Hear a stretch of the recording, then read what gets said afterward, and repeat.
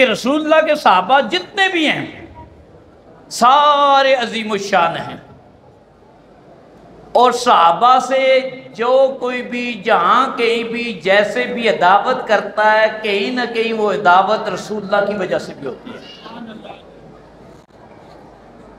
گزشتہ دنوں آپ نے ایک واقعہ سنا ہوگا کہ بدبخت نے عادل الاصحاب حضرت عمر بن خطاب رضی اللہ تعالی عنہ کے حوالے سے بدبختی کا مظاہرہ کیا۔ وہ جو ہم نے مذمت کرنی ہے وہ تو انشاءاللہ ہر مومن کرتا ہے، کرتا رہے گا، اور حکومت سے ہم مطالبہ بھی کریں گے۔ اس کی ایک وجہ میں عرض کرتا چلوں کہ یہ درد کیوں ہے حضرت عمر کے ساتھ عداوت کا۔ تہذیب و تہذیب ہماری اسماء الرجال کی ایک کتاب ہے علامہ ابن حجر کی، جہاں راویوں پر بحث ہوتی ہے کون سا راوی کس درجے کا ہے، کون سا راوی ثقہ ہے، کس کا میلان کیا تھا، اس کا اپنا زندگی میں انداز کیا تھا۔ وہ لکھتے ہیں کہ راوی ہے ثور بن یزید، اور یہ وہی راوی ہے جس کی روایت پڑھ پڑھ کے طبقہ یزید کو جنتی ثابت کرنے کی کوشش کرتا ہے۔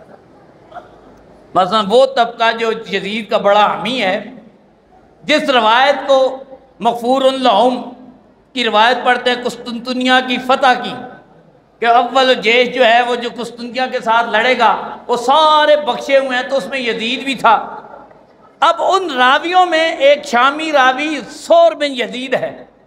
اب اس کے حوالے سے کوئی عام محدث نہیں لکھ رہا، لکھنے والا کون ہے؟ علامہ ابن حجر عسقلانی، جن کی کتابیں پڑھ پڑھا کر یہ سارے اسماء الرجال پر گفتگو کرتے ہیں۔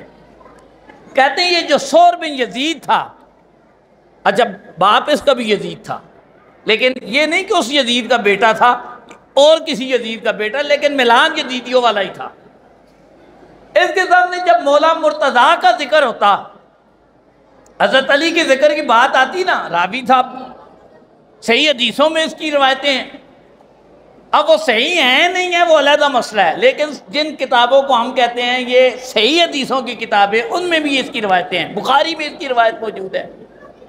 یہ کہتا تھا کیف احب رجلا، میں اس بندے سے کیسے محبت کروں قاتل جدی، جس نے میرا دادا مارا ہے۔ اس کا دادا بھی علی کے ہاتھوں مار گیا تھا۔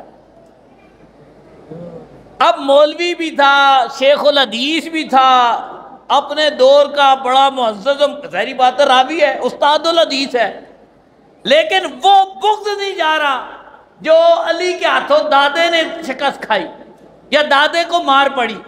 تو علامہ ابن حجر تہذیب و تہذیب لکھتی ہے، جب بھی علی کا ذکر ہوتا کہتا میں کیسے علی نے محبت کروں جس نے میرے دادے کو مار دیا تھا۔ یعنی مومن ہونے کے بعد بھی علی کا بغض دل سے نہیں گیا۔ اچھا علی نے جن کے دادوں کو مارا نا وہ آج تک علی کے مخالف ہیں۔ اب میں آنے لگا ہوں حضرت عمر بن خطاب کی طرف۔ علی نے 100 دادے مارے ہوں گے، 200 دادے مارے ہوں گے، مجوسیوں کی نسل ہی عمر نے ختم کر دی تھی۔ یعنی ایران کے جو مجوسی تھے ان کی نسل کو تباہ و برباد جس نے کیا، حکومت ختم کی، نسل ختم کی۔ آج ایران میں چلے جائیں آپ کو مجوسی نہیں ملتے، تو جن کی نسل عمر نے تباہ کی ہے کیا ان کے دل میں عمر کی محبت آ سکتی ہے؟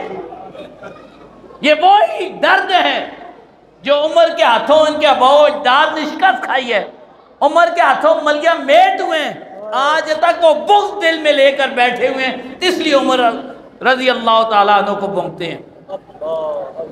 تو آپ نے سن لیا ہوگا، سوشل میڈیا بھرا ہوا ہے کہ پاکستان جیسے ملک میں جو کلمے کی بنیاد پر حاصل ہوا، اس ملک میں ایک بدبخت نے حضرت عمر رضی اللہ تعالیٰ عنہ کی بدترین توہین کی ہے۔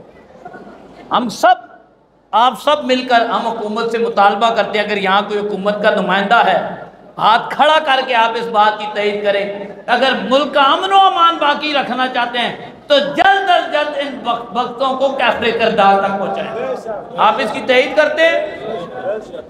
جس نے حضرت عمر کی توہین کی اور اس توہین میں شامل رہا، گورنمنٹ سے ہم یہ کہتے ہیں آپ فوراً ایکشن لیں، یہ موقع ہی نہ دیا کرے کوئی قانون میں ہاتھ میں لے، قانون خود حرکت میں آئے نا، کسی کو لینے کی ضرورت ہی نہیں پڑے گی۔